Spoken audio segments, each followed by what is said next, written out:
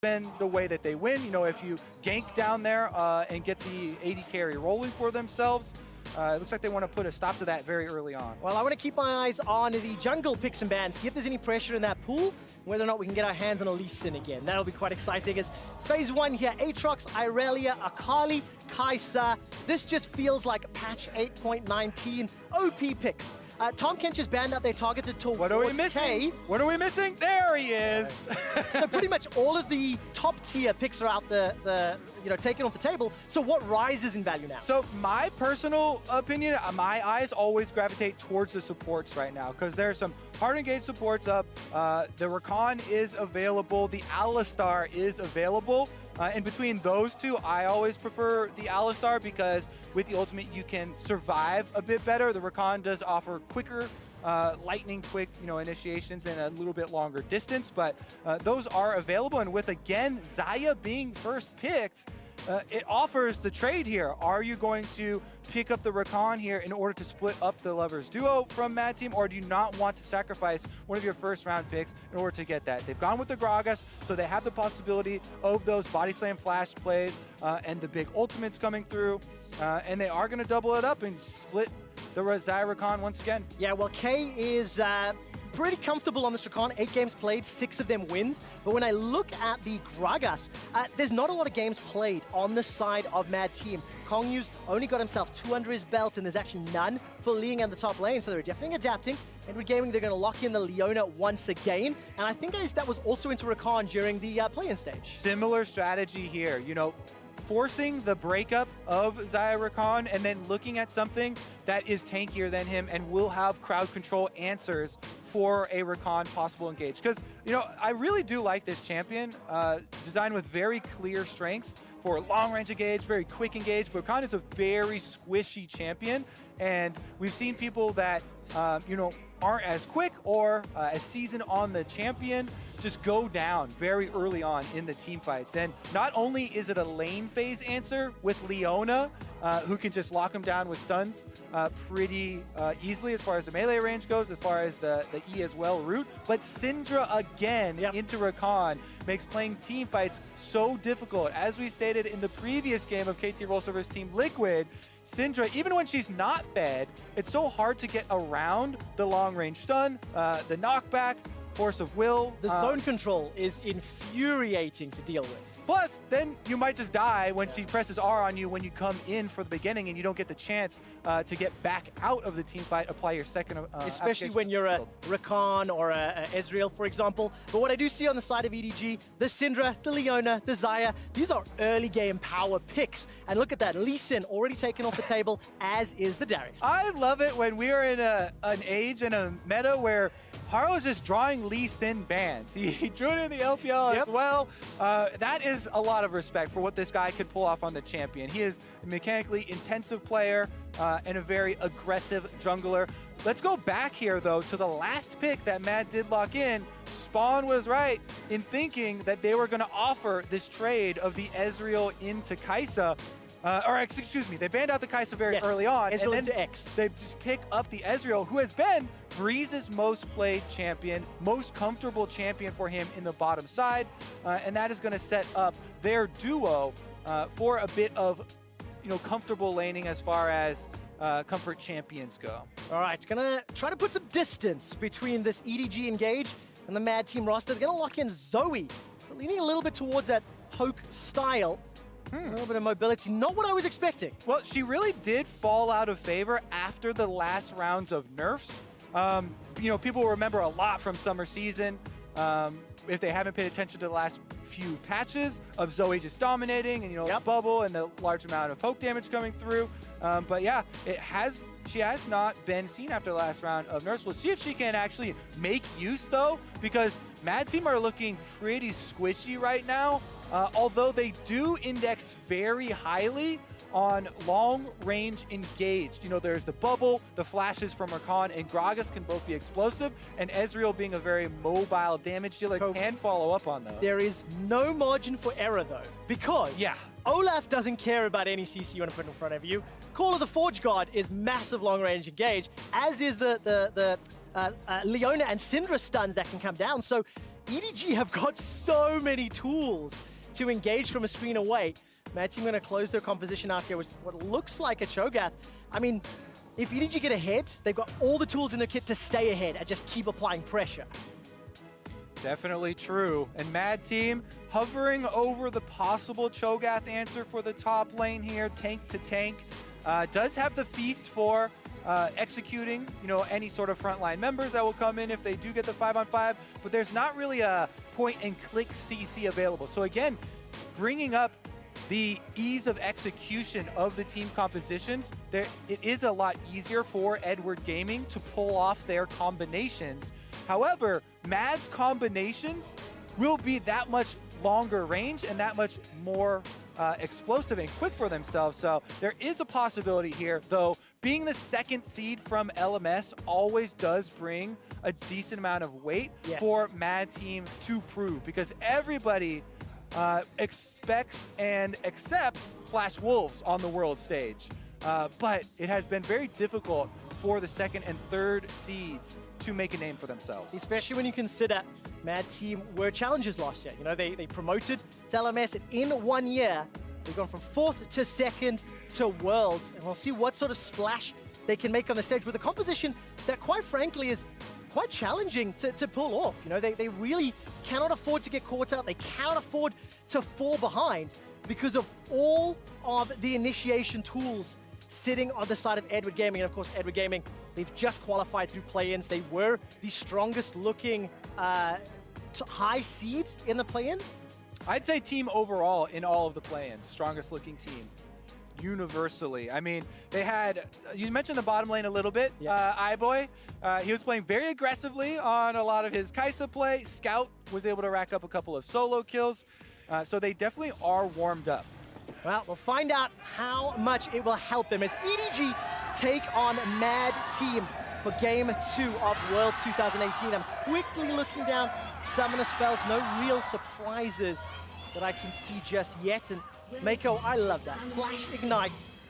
You always have to be ready for and engage the moment Mako gets level 2. As soon as you got the option to EQ in. So I have it built into me, hardwired. Every time I see a Leona in-game, I immediately check if they're running something akin to Fervor because of Misfits and their run last year at Worlds. So does it excite you or disappoint you that it's not there So today? the thing is, with the changes to the runes, Aftershock is definitely the highest value, and you always want to go for that. And it's only slightly less damage, actually. Okay. So it breaks some damage, but yeah, it's the defensive option. It's the standard option. It's what you should choose. Got it. But it has less flavor. It's slightly less exciting. Yeah, I guess nowadays an equivalent might be like Electrocute or Predator or something. That would be awesome.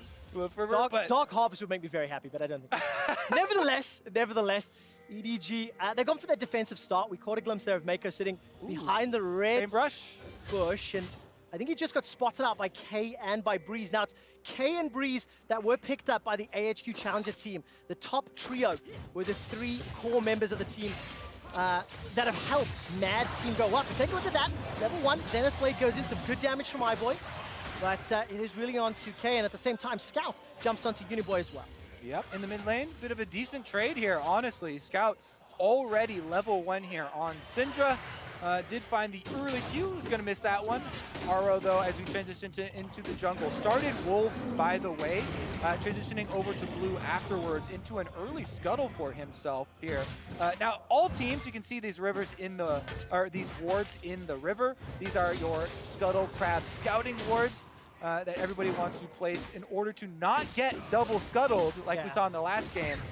Which should be fairly rare, and that's why on your mini-map, you can see Kong Yu on the Gragas immediately goes for bottom scuttle as they got vision of Olaf. All right, so going to be a trade there as far as river vision is concerned. Somewhat as expected because that level 1, iBoy and Mako, they're pushing into Breeze and K, and EDG, I'm looking across top and bottom, shoving towards Mad Team, although this minion wave, I have something to say about it. For the time being, just trading as usual. Ray getting a very good chunk, but it's just every glimpse we look at is EDG with very small advantages on my team. Here comes Kong Yu for an invade. I don't know if he was spotted. I couldn't quite see if that ward caught a glimpse. Yeah, the little river entrance ward. Yep, there we go. Able to Didn't give need. them some information.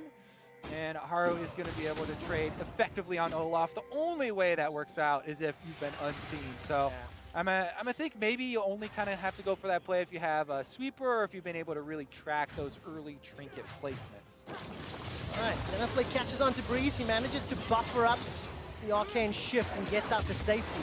But iBoy and Mako, I can't not watch this lane because the players have already shown throughout, the play-in stage on the world stage here that they really want to go in. And when you've got a champion like Leona, she's really only at her best diving into the enemy's faces.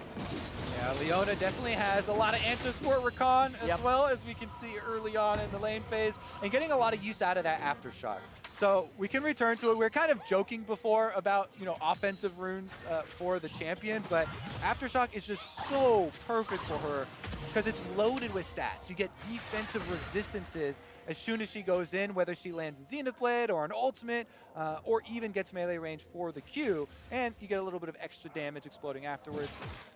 Meanwhile, Ray does get deep vision. That is one of the #1 things I want to look for with top laners when you're pushing up like that, to use your extra time, those extra 10 seconds to go get a deep ward on a jungle camp. So now the Krugs have been warded, and Haro is chasing Kongyu into his own jungle already.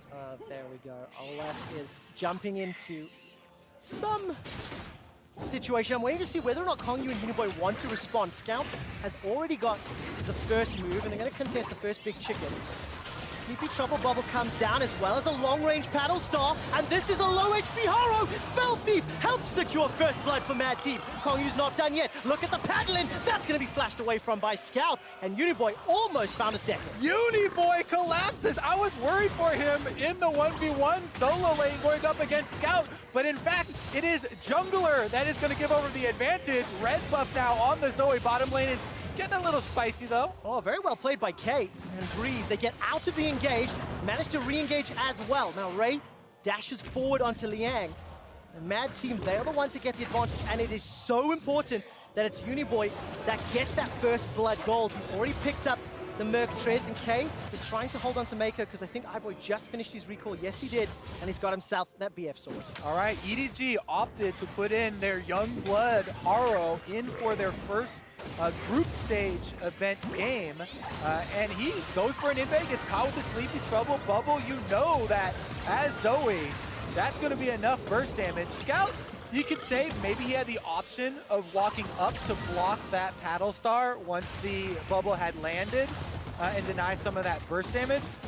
It does feel bad, but maybe that would block enough damage to save his jungler. Regardless, now he's going to have to deal with a Zoe with red buff. Here we go, though. Top lane, he's back out on the map and already wants to make up for it. All right, so this is the Haro we somewhat expected. Likes to be proactive, likes to look for options. Ray has access to that Call of the Forge God and has thrown it down. Liang's Rupture is going to get taken away from him. This is just a fairly easy kill from Haro. Jumping onto Liang. Yeah, if at first you don't succeed, just gank again. Haro uses Predator this time around, was able to get his purchase off and finds the kill in the top lane for former North American LCS player Ray.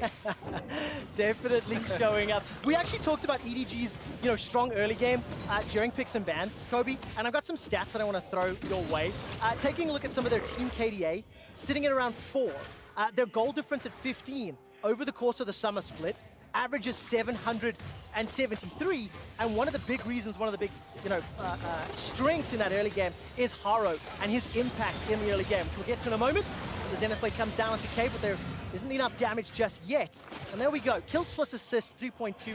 Goal difference, 4th for his league, and it's only the kill participation. That's a little lower than the rest of the league. Yeah, notice they used the stat kills plus assists at 15 instead of, KDA or something right there. He also got a death early on, but he was able to create some, early action there. Does get the kill. We'll see if the kill and red buff towards Uniboy in the mid lane does translate into further pressure, because as of right now, Scout is moving up with Syndra, and he has 2 members of his team. Oh, the portal jump puts Uniboy exactly where Haro wants him. But he decides not to go for the kill. Haro's caught out. He's bounced back closer enough to get a kill onto Uniboy, but Mad Team find 2. Uniboy, oh no! It was such a good counter there for Mad until he comes back in the green.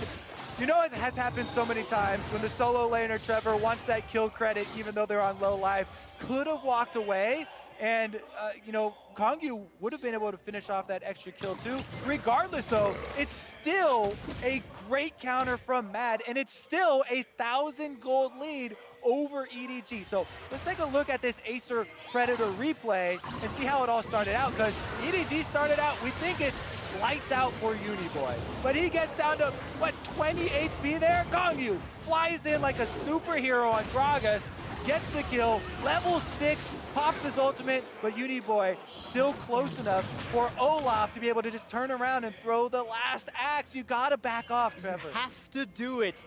Greeding can cause problems, and Kongyu, all credit to this guy. He's up 20 CS over Haro. He's been in the right place at the right time to have 100% kill participation. This was the #1 all-pro jungler for the 2018 LMS Summer Split. Look at EDG, they've got a 4-man stack on this blue buff. That's a gigantic signal. It says back the hell off, Kongyu, and they will secure that one. But Mad Team, they've still got themselves an 800 gold lead. There's a small CS discrepancy in the mid lane, but they're going to be pretty happy with the opening 10 minutes of this lane stage. Yeah, I think Mad Team are pretty happy, you know, as far as the early success, especially of their jungler. That right there, though, was a very smart play from EDG. I like their communication. Their bottom lane of iBoy and Mako has been constantly pushing in that of Mad Team and using that bottom lane pressure to go for the invade, get the blue buff again here for the Syndra in the mid lane. Scout already is racking up the CS lead now against the Zoe, and him being level 9 is looking for possibilities to blow him up. Yeah, thankfully the CS discrepancy does not equate to a gold lead. Uniboy's kill plus assist, remember he got that first blood bonus. He's sitting bang on even just behind this minion wave in gold, roughly. And for Mad Team, starting to scale up. We saw that Sheen picked up by K, Breeze making his way towards that first item spike. And, you know, we touched on the Ezreal versus Kai'Sa. It's not quite the same against iBoy, who's already got the Storm Razors, comes into power a little bit earlier, a little bit quicker. But what do you make of these two AD carries as we progress now into the 2-item, 3-item, you know, mid-game stage? So Breeze gonna be okay. So Xayah to me has always been one where I actually feel comfortable in a quote-unquote crit marksman with a fairly smooth build path and scaling options, because Xayah does scale pretty well with, you know, cooldown reduction and attack speed and all of these things that you can get early. So it's not like you're sitting on one of those Caitlyn S champions where you have to get a lot of crit multipliers. Just with, you know, the invention of the Storm Razor, a single item feels pretty good, and you can see why, you know, iBoy has been able to push in quite a lot with the Leona leading the way. It's really the combination there with them having the extra tankies coming from the support and the lockdown. That they feel just fine scaling, you know, towards the double item power spike. Breeze, though, he has so many games on Ezreal. Yes. This is his comfort champion. This is the situation that he likes to be in. As soon as he can start to transform these mana pieces into real items, then he'll feel a lot better. So this is still kind of the lull of the game. Now he gets his Iceborne Gauntlet at least, so there's some armor and some kiting potential, and he's starting to feel a little bit more confident. All right, first dragon of the game is a mountain. It seems to be a point of contention right now, but not one that either team's willing to commit to. And my eyes are going to be squarely on the team's decision-making as we get to this mid-game. One of the things that both EDG and Mad Team have shown a tendency towards, maybe, there's some questionable decisions in the mid-game, whether ahead or behind. It is one of the points of criticism that we've had around the #2 seed from LMS, the #3 seed from the LPL. And for EDG, let's see exactly what they do. They're still down just a couple hundred gold, and they will get an uncontested dragon. Yeah, smart move here from Mad not to contest at all. Look at that vision. It would be face-checking into complete darkness just for an early game mountain trade against a Leonin that has a Syndra. Like, that is insane pick potential. It feels like we're some fairly similar, you know, team outlines as far as the last game, where EDG with vision control will threaten multiple long-range stuns that will lock you in place with plenty of damage to follow it up. in the Syndra as well as the Leona. So you have to be very careful when you're working for the Vision game and use your information accordingly. And I'm going to keep my eyes on Mad Team's flashes. The moment they are unavailable, they became instant targets for Ray and Mako to look to shut down. For the time being, no towers secured yet. 13 minutes in, Mad Team trying to react a little bit. It feels like EDG have made more movements on the map. You know, we keep seeing multiple members moving towards the mid lane or roaming towards the jungle. And only now have Mad started to shuffle their players around to the lane. Yeah, it has been EDG with CS leads and pushing leads for most of their lanes for most of the game. The gold lead being very slightly in Mad's favor is again a testament to good timing from jungler as well as the support roam there that Kay was able to make up towards the mid lane. Yep. Yeah, exactly. You bring up the point, though, that EDG have been the ones with the pushing lanes, have been the ones trying to set up that vision a little bit quicker, and we'll see if they're able to, convert that into some more proactive plays for themselves. Right now, Kongyu back out into the river, trying to fight the good fight of vision, Yes. and take away some of those opportunities. And of course, one of the guys definitely leads the way when it comes to decision making on the side of Mad. Look at the item spikes, by the way. One item for pretty much everybody. Uniboy, a little bit of thrift shopping, hasn't yet completed a big ticket item, but will do so very, very shortly. So what does the Mad team want to do to win? When you've got a Zoe, Ezreal, it feels like keep them at bay and just poke them down until you can take objectives. And what other options do they have to them? Yeah, I feel like you've got to make picks. Make use of the Sleepy Trouble Bubble angles, going over walls, going into river opportunities through the jungle, because as we said again, you have Gragas and Rakan. This is a combination of very good follow-up if one of those Sleepy Trouble Bubbles like that one just fired would land, or even starting off yourselves. But they just don't have the innate stats to pull it off. So when you don't have the raw stats to go head-to-head in a fight, you have to make use of those timing windows and trying to pick people off and maybe a little bit of extra information. And you're talking about some of the resistances there. Scout gets tagged by the Paddle Star, instantly gets chunked down. And of course, just a quick update. Sorry, Kang Ye, that is the jungle for Mad Team. It's not you, as I was saying. Thank you for the update. Kang Ye and Kay now going to get into a little bit of a battle over the Scuttle Crab, waiting for the Solar Flare or a Zenith Blade, some sort of initiation tool from Leona. Decides to hold the trigger, still sitting on Flash. And it's just a contest for objectives. The towers still standing everywhere as 80 carries have now swapped to top lane, and Ray and Liang are now in the bot lane. We saw them trading just a moment ago. Yeah, you can tell the fight over the vision of the river is paramount, because that's where all of these plays that we keep trying to set up are going to come from. Now, you also need to take stock of the durability of the towers. Yet, the one in topside is the most healthy for Mad Team. Mid and bottom are very close to falling. So EDG have slowly been wearing away. In addition to the CS leads that they've gotten in their lanes, they've also gained some tower damage. On top side, Breeze is able to survive for a few seconds longer, but not much longer, as the undertow from Haro comes over the wall. I thought the Arcane Shift had it, but he did not. Arcane Shift and Flash from Breeze cannot keep him alive. The Leona combination does find him, and EDG get another kill for themselves. So those towers that we just mentioned might start to fall. Gonna start toppling like dominoes.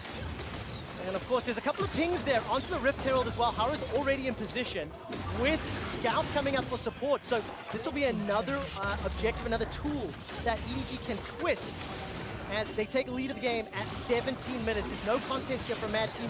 They were all recalled, they were all back, so a big swing in control for Edu Game. In addition to no contest on top side, there's also nothing that Mad Team can trade on the weak side of the map. Yep. Because EDG were already in control of the Dragon. They took the Mountain Drake first before rotating to the top side of the map. They get to check all of the boxes here. Unanswered kill, unanswered tower, and the Rift Herald collected as well.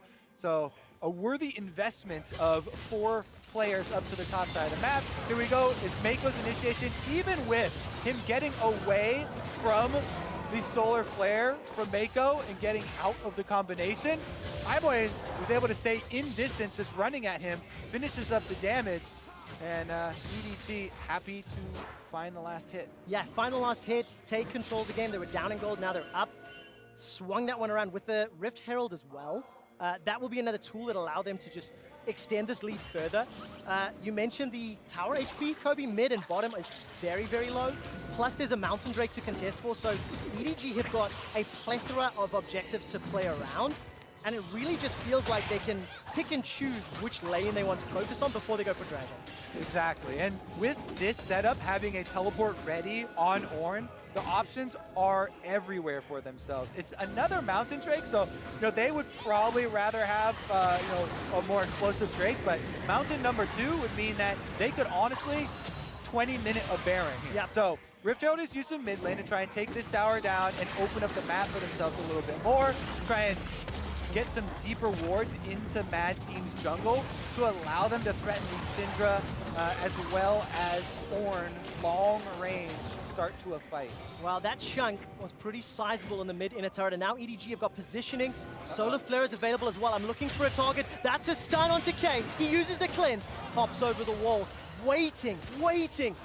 Leanne to go in, did not decide to do so instead. EDG again backing away. Look, there's 100 million pings on this Mountain Drake. Very clear the objective they want to fight right now. All right, Kong is actually moving into position here as the rest of Mad Team are coming through the jungle, and Breeze getting some poke damage with the Ezreal. Of course, the longer EDG are in the pit, the happier Mad Team are going to be. Ezreal and Zoe, they want to get the poke down. Claw the Forge Guard comes out, but Breeze is able to arcane shift over the wall. That's the engage with the quickness and the knockup. K jumps back out. Liang is left in the middle of the team as Mad simply cannot get close enough. The Paddle Star goes in between EDG, but there's no goal scored. Body slam interrupted. Liang manages to pick one up onto Mako. Mad Team continue to chase forward. Here comes Uniboy. He's flash forward, used that spell thief as well.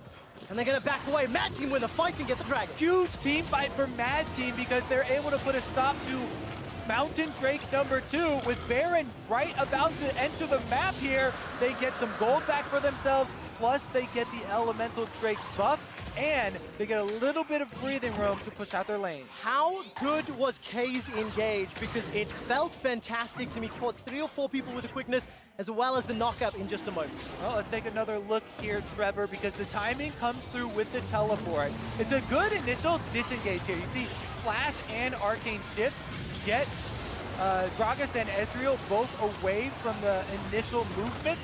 And then, as you said, K goes in with the Rakan to set them up. They've held Gragas Ultimate this whole time, though. And it's all about the bubble landing, forcing the re-engage here, allowing the setup for Gragas combination to find the kill. After that, they try and chase a little bit with the flash, but it's enough to earn them the objective and put a stop to EDG racking up all of these consecutive victories. 21 minutes into the game, and Mad Team are down 1,000 gold. It does not feel like EDG have a significant sort of lead, but you can feel the moment some of these initiation tools are used, every single thing is thrown into the team fight, and whichever team connects more spells feels like is who's going to win out in the trade. Vision contested, and as you mentioned, 1 mountain apiece. Baron will definitely be a point of contest for the coming minutes. Yeah, after they get back onto the map though, again, instantly EDG pushing up both side waves, and they might be able to get the last outer turret for themselves as well. Ray on the bottom side with the Ornn push it all the way into the turret, while the rest of EDG are threatening around Baron in the consistent vision game.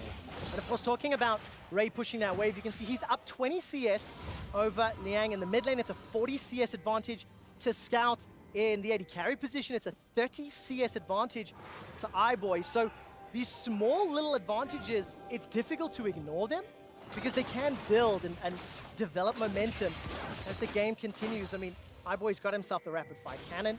He's on the Xayah. We know he likes to play forward and in his opponent's faces. So it's going to be very scary and a trouble for Mad Team to deal with when he's got so much mobility. That being said, we need to give credit where credit is due. We set it up in Champ Select as there is very little margin for error for Mad Team with the low health bars on this squad and high amount of mobility that you have to make use of that mobility. They actually pulled off a very good disengage for the initial round of crowd control that EDG threw out in that fight, and that's what allowed them to then get the follow-up chase kill there with the bubble landing. So good execution in fight number 1. They're going to have to consistently pull off that similar level of execution as the Baron now makes the rewards for the next team fight much, much heavier. And definitely going to put a lot of the disengage, the communication, the decision-making on Konya. You know, 100% kill participation still. And right now, he's dancing around this Baron vision. With EDG, they've snuck their ways up. Sleepy Trouble Bubble has found iBoy, but there's no further follow-up. True Shot Barrage does tag him. Top laners, by the way, on the bottom lane, Liang has no teleport available. So advantage to EDG if they can initiate a fight. An interesting little difference there in the bottom. They do have a Warmox already finished for Ray, and I believe he has hit the health threshold. So him pushing in the 1v1. Whoop, as we get a stun here. Not going to be any sort of follow-up, though, as the plant is now popped. Anytime one of those stuns does land, though, take a little bit of a pause because there is a lot of follow-up. Regardless, though, the health regeneration is going to allow them a little bit of extra push in the sideways. You can see Ray just back right off, full health here, whereas laying on the Cho'Gath, he builds for the Righteous Glory, for the team initiation, for that engage.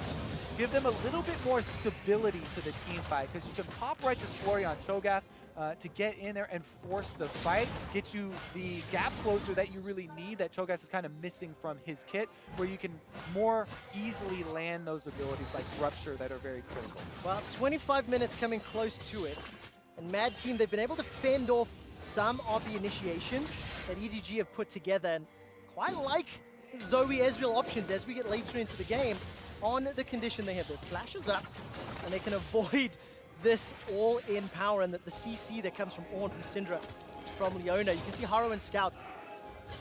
I don't want to use the word tunneling, but it feels like it's a bit of tunnel vision here on Baron. There's a bottom outer turret that's not committed for really. And EDG are now pushing into this right-hand quadrant. They continue to step forward. Sleepy Trouble Bubble will find Reiko.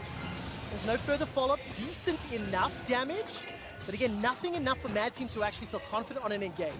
I take that back! K decides to jump back in. That's a defensive flash. Here comes Liang. Remember, he had no teleport, so he's run all the way up. The Rupture will force Ray to flash, but now Scout has joined the fight. And that was only with 4 members. They didn't even have Zoe there. The re-engage is up. Oh yeah, but all the damage is on Liang. This is good for Mad Team. There's the body slam. Featherstorm comes up. They manage to find themselves a kill onto Ray. 5 versus 4, and Mad Team are looking for more. Scout, Haro, and Maiko, they're going to hang out inside their jungle. Do Mad start the Baron or not? And the question right now is no. Great use of the Gragas ultimate once again from Mad Team here, and now with the extra kill, they're able to push in on the mid turret, finally fight back some territory for themselves. Breeze moving up on the Ezra, and they're looking for the bubble. Keep your eyes for a Gragas engage. The flanking power is there. That's a defensive flash from Scout. Instant reaction time. Lands on a solar flare, and Konya buys some time with that stopwatch, but he will go down. The tower is not yet secured. It's 1 hit away, and EDG, they get a kill, and they hold on to their turret. Oh, he finally makes a misstep here as Mad Team reach too far under the turret, and they get cut down. Scout's reaction time is insane. Gragas showed for a millisecond, but here comes Uniboy. He blows up Scout with the long-range paddle star, and this is now 2 teleports coming down. Ray has jumped into the fray. Breeze has got flash available once more. Gets tagged by the first part of the Forge God, but not the second. Uniboy looks forward. There goes the Sleepy Trouble Bubble. Two-Shot Barrage won't find any targets, and Mad Team maintain control for now. Yeah, great reaction, but can't react to that one. Uniboy is able to get in, gets another kill for themselves. And we're back to a stalemate here. Both teams trying to reset to push out their opposite waves. Ray heads to the bottom side, while Uniboy is trying to clear up top. And let's take another gander at this team fight. Gragas tried to get in. Insane, as you were saying. Scout is able to reactively flash away from the Gragas coming over the wall. You gotta think that they had an inkling that he was there and coming in for it with the way that Mad Team were posturing around the turret and threatening that dive. But still, really nice movement there. They get the turnaround. Mako on the Leona answers instantly, finds him over the wall, and turns around the kill for EDG. The 8 health that kept that turret alive were finally taken away in the end here, and Mad Team does get that gold, bringing the game very, very close here. But man, we definitely had an exciting couple of games to start this group stage off. Well, at 25 minutes, you can see the stats on your screen. With the lead, EDG were 22-4, and with the deficit, Mad Team are 3 wins and 14 losses. I think this game is fairly even, albeit it wasn't at 25 minutes. Mad Team are showing they can land the right tools. I was nervous about the composition that they had, about potentially being engaged over and over again by EDG and not being able to dodge the skill shots, but they've shown they can. They've shown they can negate the threat. They've had good vision, and now Mad Team are set up in this mid-game to try and contest either for Baron, which is looking like they were going towards now. All right, the thing that Mad Team have to watch out for now, that they've been able to fight their way back into this, is an Ornn ultimate through a jungle corridor, because that can burn a lot of cooldowns, flashes and champion dashes just itself, and that has a lot of follow-up of a Leona stun from an ultimate, you know, the long-range Syndra coming through. So those are sort of the three main large AoE crowd control abilities that EDG are trying to focus here. Mad Team so far has done a good job, just like that, of disengaging and avoiding those hits while landing their own skill shots within the small confines of the river here, where we just saw the last team fight. Haro now moves in, and there it is, right through the jungle! There's a narrow corridor, but the target is only Liang. He's got no flash available, but he's chain CC, locked down and shut down. It's Scout that picks up the kill. Breeze is trying to poke from the side, and so is Uniboy. Mako gets obliterated. Here comes Konya, gets the barrel down. So far it's a 1-for-1. He's going in! Looks for the knockup, but he will only find Ray. K goes down, taken out by Iboy, but the damage is drastic, and a sleepy trouble bubble sets Scout up to get dunked down. Here comes Breeze, hopping forward to the arcane shift off arcane shift, finds Ray. Oro's down. Mad Team, this is mad. They are tower diving and in a turret, and Uniboy will just get out of range. Mad Team at 30 minutes. They chase EDG into their own base. Mad Team going deep in the paint, and they chase EDG all the way back. Oh, he's not done yet! Boom! There goes the flash! Oh boy! What was that? That is iBoy! Oh my God, reactions galore, Trevor. He sees that thing coming a mile away. Skill shots from two different angles. I think actually, in that case, too many. Okay, let's take a look at the beginning though. We'll get to that one when we get there. As we said, Ornn Ultimate can fill up the entire jungle pathway here, and there's no way a wide champion like Cho'Gath is going to be able to avoid it. Doesn't matter though, because on the outskirts, they get the focus fire down onto Mako, take down the support. Then you know K is coming in, but it doesn't matter. Okay, stick it to the left. Now, he didn't have vision of Zoe, so I'm thinking the Ezreal ult actually ruined it because he saw the Ezreal ult. I don't think he would have reacted to just the Zoe. As we get, yeah, that's what it looked like. It was a bunch of fog of war. What it looked like. How do you react?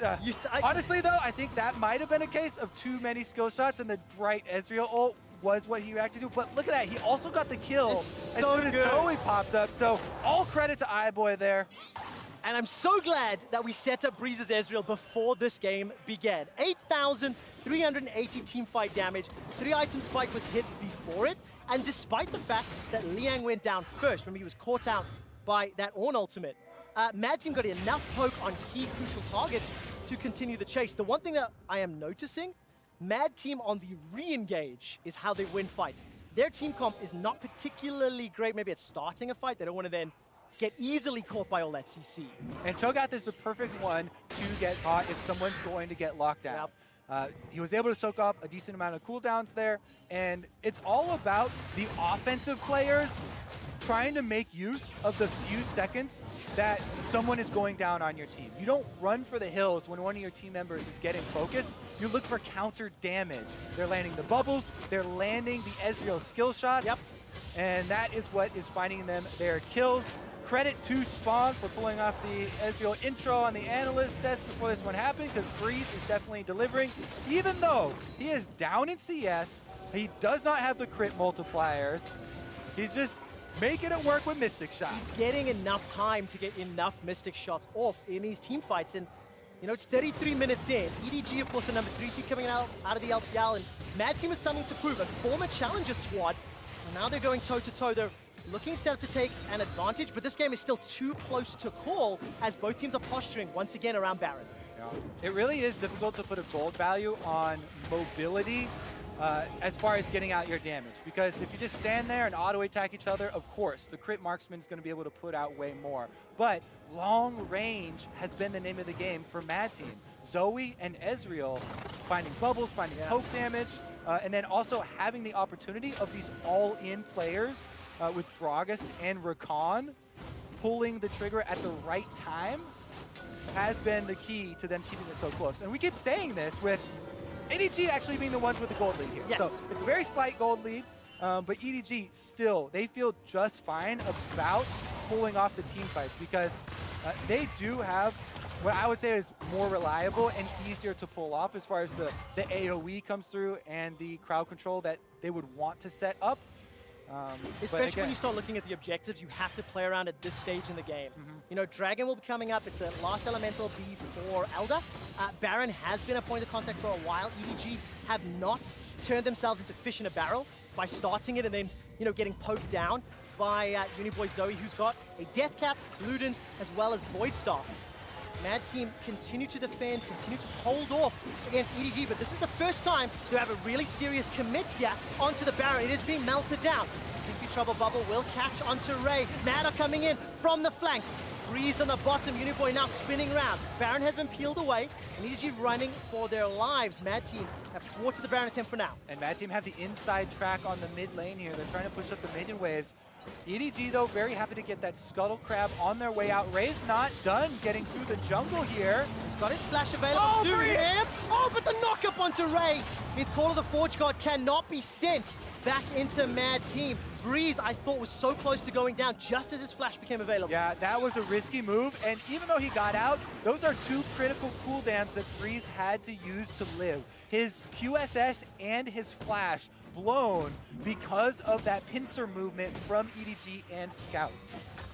Okay, so 35 minutes in. Kobe, which team composition do you prefer when we get later? We don't have time to answer that question now because Mad Team, they're starting with Baron. K is sitting on the flanks. Flash is available, quickness is available, and he's trying to get out of range. A crucial target needs to get caught up.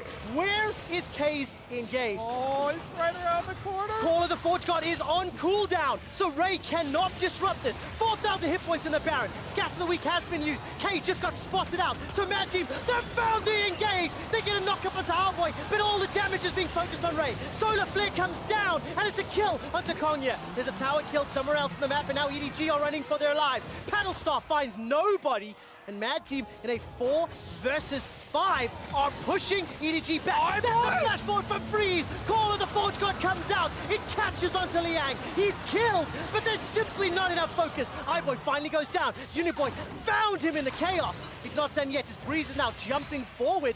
I'm so impressed that Uniboy found the kill onto Eyeboy, threading the needle in that team fight. Eyeboy, U-Boy, they're all getting all the kills here, flashing in aggressively to try and move the meter on this game. But again, we draw pretty much a stalemate. Let's take a look at how it started out. Flash from Ling is boosted pretty early on. Ray has to get over the rupture, and look at the engage from K. He does get them, but the turn is better from EDG. Leona, more tanky, able to lock down the single Gragas and burn him before any sort of reaction is be able to be made. But then it's Eyeboy without even the tanks turning around. Usually when you see that, you'll see them all turn at the same time. Well, Eyeboy just goes for it. Tries to get the crits here onto Breeze, finds single kill. But now we're back at it, Trevor. This is round 3. Let's find out if it's going to be a knockout or not. Mad Team are inside the Baron pit. Look at the minimap. Eyeboy is 1.5 miles away. All right, this Baron's going down. 5,000 hit points. EDG, they found their way into the pit. The quickness is available for K, but he needs to find some targets. Call of the Forge God comes out as Breeze finds a way to flank, trying to force away Scout, and that's some pressure onto K. They found themselves a kill onto Ray, but it's at the cost of Breeze's life. It's at the cost of K's life. All of the damage is now on Eyeboy and Uniboy to try and finish this one out. But the Baron is stopped, the Baron is thwarted. It's a 2-for-1 in favor of EDG. A single member advantage here from EDG means they have the run of the map. They can push up the mid lane, they can collect the Cloud Drake. or they can return to the Baron, Trevor. And that was such a good split from EDG in that team fight. They had 3 members chase up to the top side to get the extra kill, while it was just iBoy fending for himself with the Xayah in the river, holding off 3 members, buying time for this setup. Do you believe it can be stolen? There's no feast available. Konya's got himself a flash as well as that body slam. Sleepy Trouble Bubble allows a secure of the rupture. Crucially, Baron has been reset. Mad Team have done enough for now. iBoy looking for a fat man. Gets a couple of autos down as the Solar Flare slows down Uniboy. He's got no flash available. Goes golden, but here comes K. Quickness is on cooldown. Uniboy gets burst down and blown up by iBoy. The call of the Forge God comes out. That's a double already as EDG are looking for the advantage. A shutdown onto Liang. K and Breeze are running for their lives. It's a 4-for-1. 3-for-1 correction, as the minions are helping out K and they're helping out Breeze. The Baron has been stopped if there's any solace to be found. And EDG, they once again turn. They once again go back. Round 3, won by EDG. EDG minions are also doing work. Look at the giant minion waves of both sides that have built up. Those are almost 4 minion waves worth of cannons stacked up, trying to take down the inhibitor turrets themselves. That will allow EDG to finally get some alone time with the Baron. Kobe, this feels like the final difficulty of Odyssey, where you spend forever fighting in just one area of the map. EDG will get an uncontested Baron after what feels like an eternity of challenging for it. And you can hear the fans in Busan as EDG get their first significant advantage in 40 minutes of game time. What a well-fought Baron dance, my friend. That one was exhausting. And now it will be a completely different game. Let's take another look at the latest chapter, though, because this was a spicy one. This was EDG returning to the scene of the crime. They go all in on Uniboy. And look at Ray. When he teleports in with this Ornn, lands the ultimate easily through all surviving members. Then, on the outside, the only one left with any sort of damage is Breeze. They took down the Zoe at the beginning and took out the possibility of that big burst damage that was keeping Mad Team getting a lot of these counter kills throughout the team fights. But now it is EDG stacked up with Baron buff, looking to get inside Mad Team's base. And it's so difficult for Mad. Angel and a Zoe and a Cho'Gath as your primary forms of wave clear. They're doing a decent enough job here in the mid lane, but look down bottom. EDG have managed to push fairly sizable minion wave down there. Breeze playing very far forward. He's got flash available to him. And trying to get some semblance of control back in this game. Now remember, all of Mad Team's fights that have looked very good for them is when they have dodged the initial engage and then re-engaged with the power of that Cho'Gath, with the power of the Gragas. There's no room for error, but there is possibility for them to win some team fights in this game. Mako manages to find a Zenith Blade onto Liang, who's got about 10 bajillion hit points. Yeah, the Stone Plate used is a really big cooldown, actually. Stone Plate adds quite a few seconds to the survivability of one of the frontliners. At this stage in the game, a lot of the DPS can actually cut through him without it. All right, take a look at K. He goes for the flash quickness, won't find a key target just yet. But Mako doesn't find one either. Following iBoy, he's alive for now, but gone very, very low. He catches out Uniboy. Mako gets another. The inhibitor goes down to Scout, and EDG with one Baron buff are looking to finish this game. There's a stun there onto Breeze as the Nexus turrets are starting to fall. Edward Gaming took 40 minutes to get onto the Nexus, but they're gonna pick themselves up the first win of Worlds. Turn their attention for a couple extra kills. Take down Breeze and Konya, and Edward Gaming take down Mad Team. That was one hell of a game, Kobe. The crowd still going wild over what must have been 20 minutes of Baron fights, Baron skirmishes, Vision Wars, the River Odyssey that we had. It has been a long time since I have witnessed such a beautiful and extensive Baron dance. But that was about... Beauty is in the eye of the beholder. It is indeed, and I found it gorgeous. But it raises some questions. You know, we talked coming into this game how both of these teams, EDG and Mad Team, have some question marks around some mid-game decision-making. I wondered if EDG could have done some other options in that mid-game, but they eventually got Baron. They eventually won their team fights, and it was, once again, iBoy being in their face, being forward flashing, who was extremely pivotal in those moments. Yeah, that was definitely a risky one. Does pay out in the end.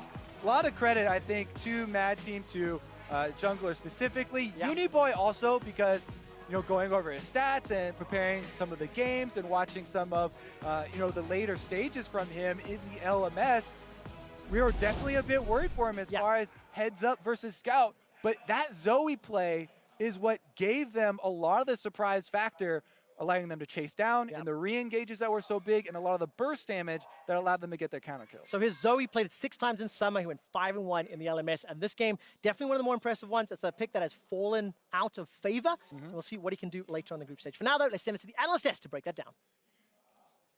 Thank you very much, gentlemen. Game 2 is in the books, and it goes in favor of EDG. But this one, very back and forth, close. Both teams with their opportunities to perhaps steal the game. The first place I want to go, though, is the ADC conversation, because that's what we had prefaced the entire game with. The idea that Mad Team loves this Ezreal, in particular against the Kai'Sa. Kai'Sa banned out, still pick it into the Xayah. Yeah, and the other ban was the Tahm Kench, so they still played it with a Rakan, which is a much different feel. I think that they thought that they would be able to have some priority once they got to that spike. Unfortunately for Kay, he spent so much time out of lane trying to control with Kongye that he wasn't actually able to pull any of that together. But the Ezreal pick in itself actually did have a team fight during that mid game where we saw that mobility, where we saw the ability to, force the Xayah away at the start and control the areas that made it justify the pick. It just went too late in the end for really anything to go its favor. And I really want to talk about these team fights, and it's hard because sometimes it can be quite like an abstract concept to really understand, but Edward Gaming have this huge problem in team fights where they just only go in. And you can see it a little bit in some of these skirmishes where they're flying past towers and they're overextending, overreaching, getting caught in the cookie jar. But in a team comp with an Ezreal, with a Zoe, with these champions that have the ability to disengage, to re-engage, to kite, to poke, these compositions work really well against EDG because they have one speed and they have one gear, and it's to immediately go forward. So anytime really long and drawn out team fights happen, this team really struggles to stay consistent over the course of the team fight. Yeah, I also think that's a symptom of the Leona pick. It's not like the champion is able to go in and then out because it doesn't have an out button, but this was the biggest example of that, where Mad Team was able to chase really far into it. I thought this was a great game. It displayed what Mad Team wanted to do. I think it displayed a lot of the strengths and weaknesses of EDG, and definitely more enjoyable to watch than the KT versus TL because of how close it was. Yeah, and I got the region for you. And the other thing I was going to say, it also highlighted the best and the worst of the player tendencies in this game as well. Uniboy struggled throughout the gauntlet run in the LMS. Fofo gave him difficulties in lane, then Maple smashed him honestly in lane, but we saw that the riskiness, the ability to generate plays is still there. And I think that we also showed how pivotal K is to this team, and kind of, at the same time, what a liability Liang can be in the top lane at the same time. So I think we got to see the best and worst of Mad Team, and I think even EDG showed up in that regard at times as well. Yeah. Right.